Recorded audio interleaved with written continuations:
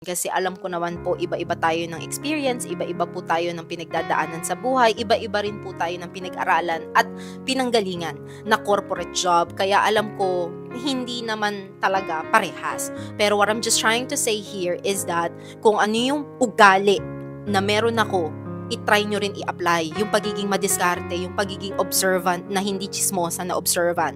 Yung pagiging proactive and reactive sa lahat ng bagay na, huy, really? You're getting that much of commission? Ganun ako. I'm very friendly, I'm very talkative in a good way sa mga colleagues ko. That is why they like me. They like to teach me.